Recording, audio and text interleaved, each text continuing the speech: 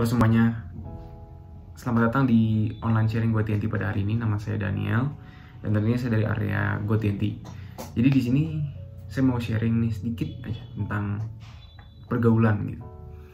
Nah, seperti yang kita tahu, pergaulan itu adalah tempat di mana orang-orang ada untuk bergaul, di mana kita bisa ngobrol, kita bisa nongkrong bareng gitu. Tapi teman-teman tahu gak sih, pergaulan seperti apa yang harus teman-teman miliki dan pertahankan di dalam diri teman-teman, dan pergaulan seperti apa yang harus dijauhin gitu. Saya mau buka di dua ayat.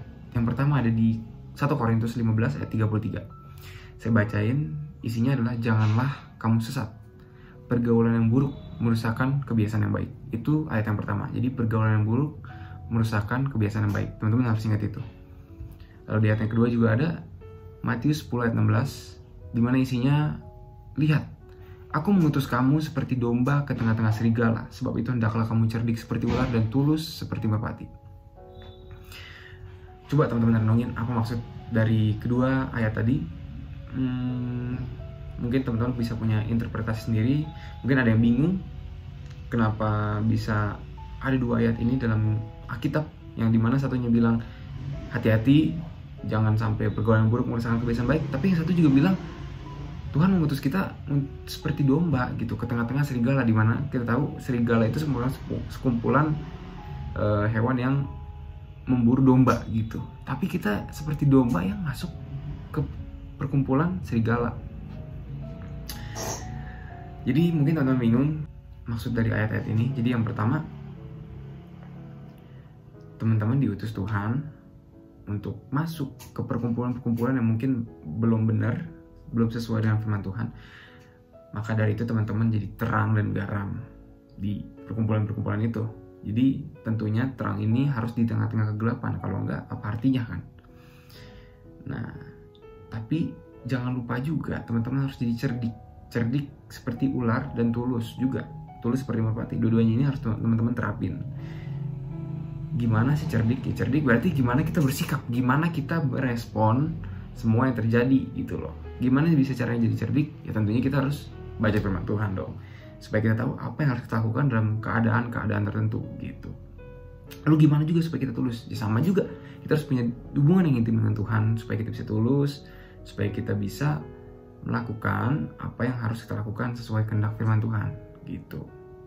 Gimana kalau orang-orang yang menilai kita ini masih mau berubah, bahkan dia mau merubah kita gitu loh, jadi serigala juga, dalam arti kita juga mau dirubah jadi seseorang yang buruk gitu loh. Nah ini balik lagi ke ayat yang pertama, yaitu pergaulan-pergaulan yang buruk gitu, yang mau merusakkan kebiasaan yang baik gitu.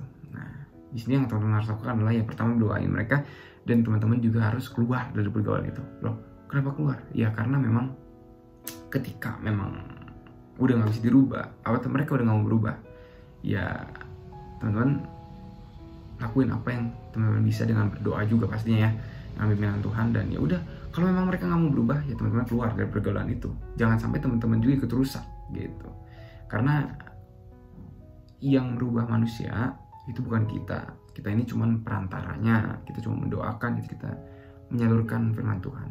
Tapi kembali lagi, yang merubah orang-orang sekitar kita adalah firman Tuhan. Jadi jangan buat suatu alasan untuk berteman dengan orang-orang yang gak mau berubah, orang-orang yang bebal gitu. Mungkin teman-teman merasa mereka lebih frekuensi sama teman-teman dibandingkan teman-teman yang lain gitu loh, teman-teman yang lebih alim gitu. Tapi ya memang frekuensi kita bukan untuk sefrekuensi sama dunia ini, tapi sefrekuensi sama apa kata firman Tuhan gitu loh. Jadi jangan sampai teman-teman bertahan di pergaulan yang buruk sampai itu merubah kebiasaan teman-teman yang baik gitu. Jadi konsep mempertahankan kebiasaan baik artinya kita mau supaya kebiasaan-kebiasaan baik ini gak berubah jadi yang buruk. Bahkan kita bisa mengembangkan gitu loh, mengembangkan kebiasaan baik ini menjadi lebih baik lagi. Tentunya berbanding lurus dengan firman Tuhan gitu. Jadi carilah pergaulan-pergaulan yang baik, dan teman-teman harus renungin juga gimana pergaulan teman-teman sekarang ini, apakah itu merubah teman-teman menjadi sesuatu yang lebih buruk atau menjadi sesuatu yang lebih baik gitu. Bahkan teman-teman yang menjadi pelopor keburukan di pergaulan teman-teman. Itu harus dicek. Jadi jangan sampai itu terjadi gitu. Jadi sebenarnya intinya dari saya yang mau saya sampaikan pada hari ini, ya teman-teman tolong perhatiin pergaulan teman-teman gitu loh. Apakah itu sesuai dengan apa yang Tuhan kehendaki dalam hidup teman-teman. Dan jangan merasa sendiri juga gitu loh. Kadang-kadang kita ngerasa gimana pergaulan aja nggak punya gitu, kita aja nggak punya teman, ya berarti itu ada maksud Tuhan. Maksudnya apa? Ya maksudnya mungkin bisa aja teman-teman belum siap untuk hal itu. Maka dari itu teman-teman harus upgrade dulu diri teman-teman, karena Tuhan tahu kapan teman-teman siap, kapan teman-teman belum siap. Ketika teman-teman udah siap, ya Tuhan pasti kasih kesempatan untuk teman-teman punya pergaulan yang baik atau pergaulan apapun yang cocok untuk teman-teman. Tapi kalau teman-teman belum siap, ya Tuhan pastinya tunda dulu gitu loh. Kenapa? Karena kalau nggak siap terus dikasih langsung pergaulan yang teman-teman mau, itu bisa merubah teman-teman jadi ke arah yang lebih negatif. Jadi ingat, Tuhan itu sayang teman-teman. Jadi jangan sampai teman-teman menyalahkan Tuhan atas apa yang terjadi dalam hidup teman-teman gitu loh.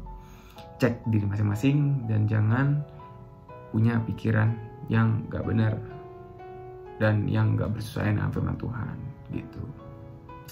Semoga sharing hari ini bisa menjadi berkat bagi teman-teman, dan ingat untuk punya hidup yang selalu memuliakan nama Tuhan dimanapun teman-teman ditempatkan oleh Tuhan. Tuhan Yesus memberkati.